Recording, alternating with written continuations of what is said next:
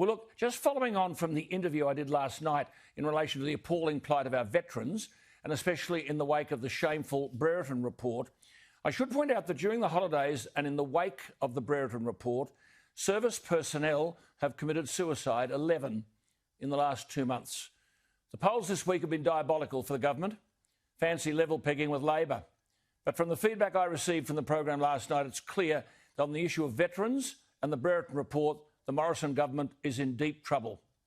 I've spoken previously on this program to Dr. Kay Danes, OAM, the wife of a 43-year-old veteran, president of Army Families, president of the 1st Commando Resident Auxiliary, which raises support for servicemen and their families. Dr. Kay Danes is eminently qualified. She's worked in the Middle East, Afghanistan and Southeast Asia. She has addressed US congressional forums on democracy. She's now a human rights and social justice advocate. Significant service personnel have joined with her, submitting a petition to the House of Representatives in Canberra in relation to matters concerning serving members of the Australian Defence Force. I spoke in January in Queensland on the same platform as Kay Danes on this very issue about defence personnel and the trauma and alienation they feel following the release of the Brereton report. Last night, I addressed the disgraceful behaviour of changing the letters patent to be able to remove the meritorious unit citation from all Special Forces personnel who served in Afghanistan. I'd like to think our exposure on this program has caused government to think again. They'd better think again. The Australian public won't cop the way their defence personnel have been treated. As Kay Danes has said, and I quote, reforms to the redress of grievance and defence inquiry processes are urgently needed because in their current format, they are significantly flawed and often result in significant mental trauma and reputational harm to the complainant. Frighteningly, she says, and I quote, witnesses can provide false testimony and do. Inquiry officers, she says, are not constrained by the fundamental concepts of justice and equality. Most, she says, are not legally trained. Suicidal acts and self-harm usually come from a place of hopelessness and injustice. And this is where many of our defence personnel sit. The reforms Kay Danes is seeking involve the inquiry process, as in Brereton. I say it's time the whole defence top brass and government were held accountable. You've heard me say on radio and on TV, both are the biggest cover-up merchants in the business. Dr. Kay Danes joins me. Kay, thank you for your time. Your petition seeks to address these failures, and as you say, if they're not addressed, ADF members will carry unresolved grievances into life beyond service with all those complications. How are you going? Oh, very well. Thank you, Alan, and thank you for having me back on the show, and thank you for engaging in this conversation. It's so needed. I really hope the Defence Minister's watching, and I'd love to sit down with her and have a really respectful and open conversation about how we can fix the policy that's really creating a lot of the problems to do with veteran suicide and self-harm. You're saying unless these issues are addressed, you won't reduce the number of suicides currently plaguing the ADF veteran community. I mean, this is hard to believe that these are changes you're seeking. I mean, basically, defence inquiries, like Brereton, you say, should be subject to legal technicalities, rules of evidence, principles of open justice and the common law. I mean, none of that is applied in Brereton. It's unbelievable. It's really hard. If you've ever been exposed to a defence inquiry, they make the most seemingly simple cases into complex cases where you're forced to defend yourself against this.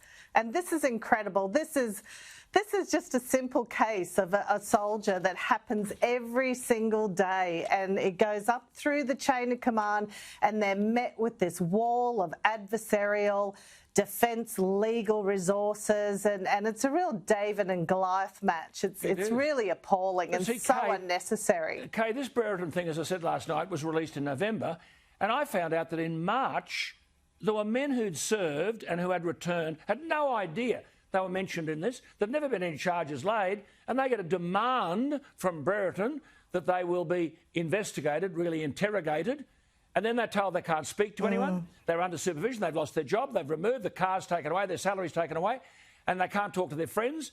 And these people are totally traumatised. Who would imagine any Australian, let alone someone who'd been sent by government to war, who would imagine anyone could be treated like this?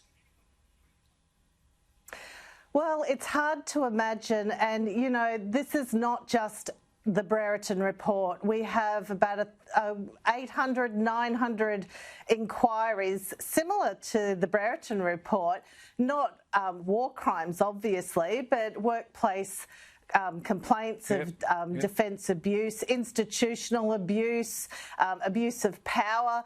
And this is the hierarchy ganging up on the ordinary men and women that sacrifice everything for this nation. And it is disgraceful. Disgusting. Now, I mean, who would think that there would be witnesses giving evidence for the Brereton report, but their testimony isn't taken under oath? And as you have said in that speech that you made in Queensland when I was on the platform with you, these witnesses lie, and they do lie. I mean, there is no appeal process. They do. There is no appeal process. No.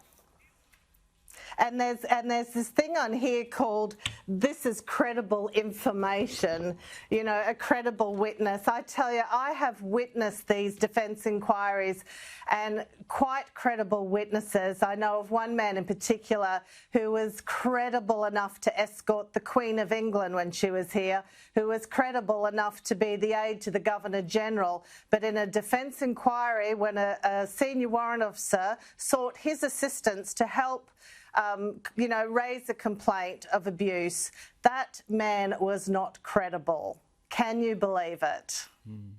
I can't believe anything you're telling me. And no one can believe that there are Australian citizens who are treated like this, let alone people who've been sent by government into combat to put their life on the line, service before self. And here, I mean, this is an utter indictment that none of the current processes involve the changes you seek, the principles of open justice, the principles of common law, the orthodox legal rules in relation to evidence, witness testimony under oath, no appeals process outside the chain of command. How is it people who are sent by government fiat to serve their country are subject to such an abandonment of real justice? Kay, is this Australia or North Korea?